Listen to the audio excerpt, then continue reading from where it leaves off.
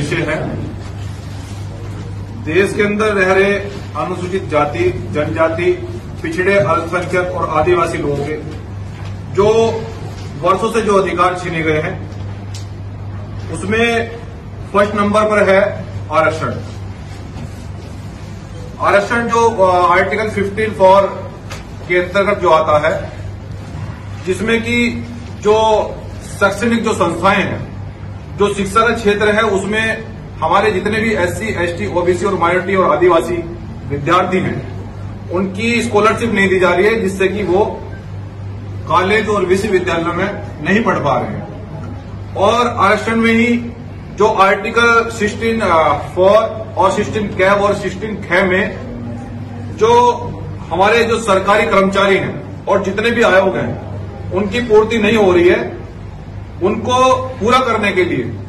और तीसरा बिंदु यह है कि देश के अंदर हमारा जितना भी ये बहुजन समाज वर्ग आता है, जितना ये मजदूर वर्ग है, मजदूर वर्ग में क्या देखा जा रहा है कि काफी दिनों से कि एक सरकारी कर्मचारी की जो तनख्वाह है वो 90,000 रुपए पर मंथ है, मतलब 3,000 रुपए पर डे बैठ रही है। और एक मजदूर व्यक्ति की, जिस वर्ग से मैं आता हूं, उस व्यक्ति की जो दैनिक आय है वो केवल 500 रुपए है, मतलब 15,000 रुपए। और दोनों सरकारी कर्मचारी और मजदूर वर्ग के दोनों खर्चे इतने ही हैं। इसलिए ये सरकार जो हमारे साथ में भेदभाव कर रही है, ये बड़ी निंदनीय है, जिस कारण से हमारा समाज गरीबी रेखा में जो जीवन यापन कर रहे हैं हमारे लोग, जिस मैं फिर से बता रहा हूं कि जिस वर्ग से मैं आता हूं, मेरा कर्तव्य है कि अपने वर्ग की आवाज को उठाना, उनकी बात को बताना कि आज भी हमारे लोग, जिन लोगों से जमीनें छीनी गई हैं, वो लोग आज भी आर्थिक दंश झेल रहे हैं। वो इसलिए कि सरकारों ने जालसाजी के तहत और सत्ता के संरक्षण में हमारे लोगों को भूमि वंचित कर दिया है। उसमें मुख्य प्रदेश उत्तर प्रदेश, मध्य प्रदेश, झारखंड, छत्तीसगढ़, बिहार इत्यादि, राजस्थान, ये प्रदेश मुख्य हैं। और जबकि अगर सरकार चाहे तो जितनी भी बंजर भूमि है, सरकारी भूमि में, हमारी ये डिमांड है और ये मांग है बहुजन समाज की कि हमें बंजर और सरकारी भूमि में से 5-5 बीघे पट्टे काट कर दिए जाए। और सरकार इस पर अगर ठोस निर्णय कोई नहीं लेती है तो फिर हम लोग बड़े आंदोलन की देश में तैयारी कर रहे हैं। प्रत्येक प्रदेश के प्रत्येक जिले में बड़े पैमाने पर आंदोलन होगा और हम लोग लड़ेंगे।